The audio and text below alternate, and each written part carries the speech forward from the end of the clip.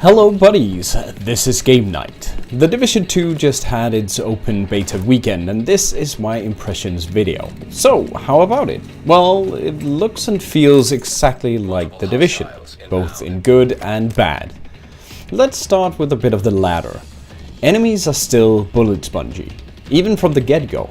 Shooting a random gangbanger with your M16 doesn't feel like shooting a person, but more like a superhuman wall.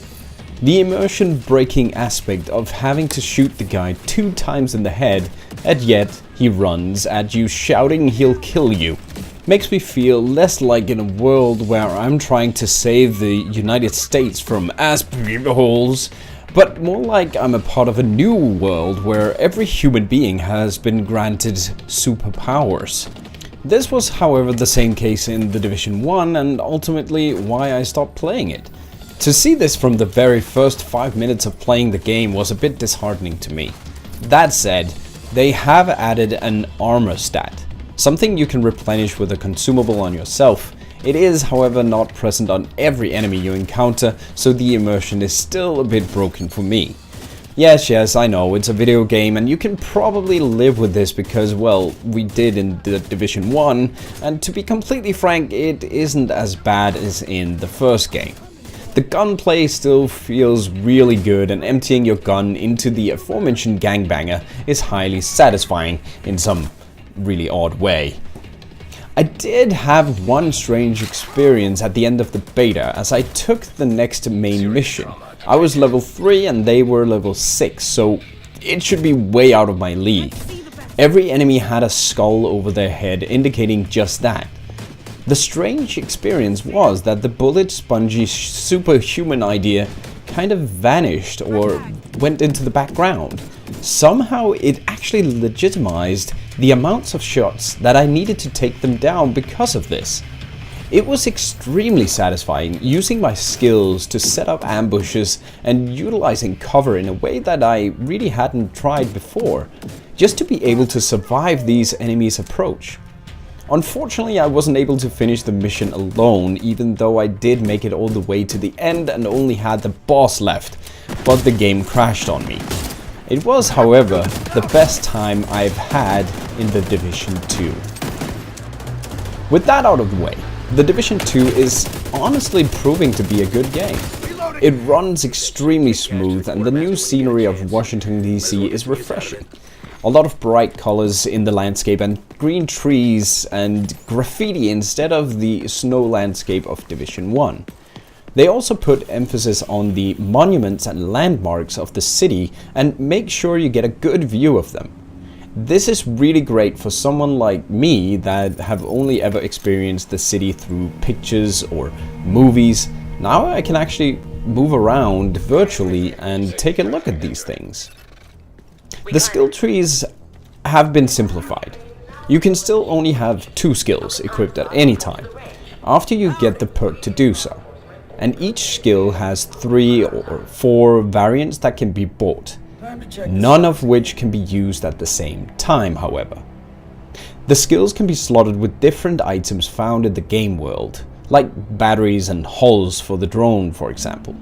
Some skills we already know from The Division 1 and some are new, like this drone that can bombard nearby enemies.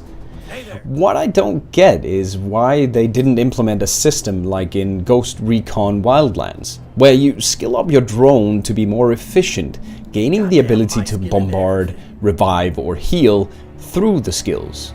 In The Division 2, you get that one skill, that one variant, and you don't have any incentive to unlock anything further. As I said before, you can't use the variants at the same time. To me, this is a huge mistake, and I think they're missing out on some really cool customization here. Granted, I haven't experienced any of the mods for the skills dropping, and I haven't been able to find any info on which mods do drop and how they do modify the skills.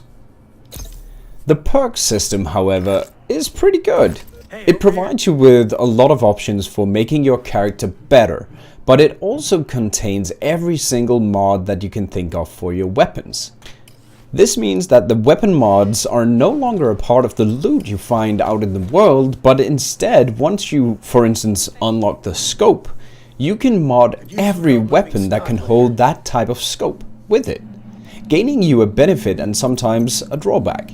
I really like this change to the system, and it feels like it makes the game a lot more viable in the long run, as you can focus on finding valuable guns and gear instead of trying to track down the right weapon mods and spending time moving them around as you find new loot.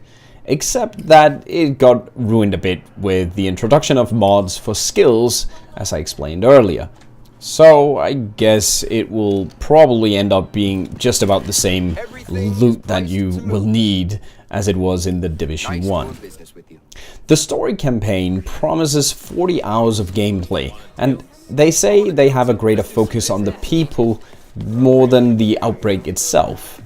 At the beginning of the game, you're sent to help out the survivors of the virus outbreak that happened 7 months ago in the Division 1. Our first mission is to find a lost girl and bring her home to her mother. I never did get why these guys took her in the first place and why they're willing to die to keep her locked up. Maybe I just didn't pay attention. Throughout the game, you'll need to help settlements gain quality of life things like a roof and a barbecue. By donating steel and chest armors, you can equip their hunting parties, or sometimes you need gloves, just one pair of it. It feels a bit like they didn't think that one through.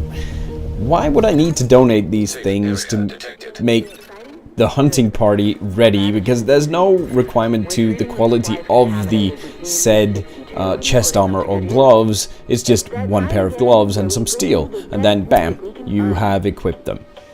I'll leave this there.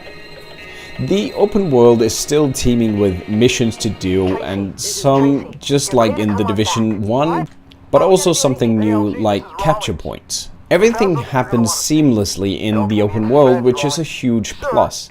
This was something they did really well in the first game, and it has carried over to this one as well. All in all, it was a really good experience, and I think the game has improved a lot since its first installment. If it's enough for me to get back into the Division remains to be seen, as it does feel like more of an expansion for an old game than an entirely new game to me. That's it from me on the Division 2 for now. I hope you enjoyed this video and that you'll subscribe for more first impressions and gameplay videos. Have a wonderful game night. Thank you for watching this video. If you enjoyed this, do subscribe and share it with a friend or two. It really helps out the channel, and to that effect me. If you want to stay in touch with me and get notified about new videos, go follow me on Twitter. You can also visit my Twitch channel where I stream every week. If you're feeling generous, consider subscribing on Twitch or supporting me on Patreon. I'll see you soon. Have a wonderful game night.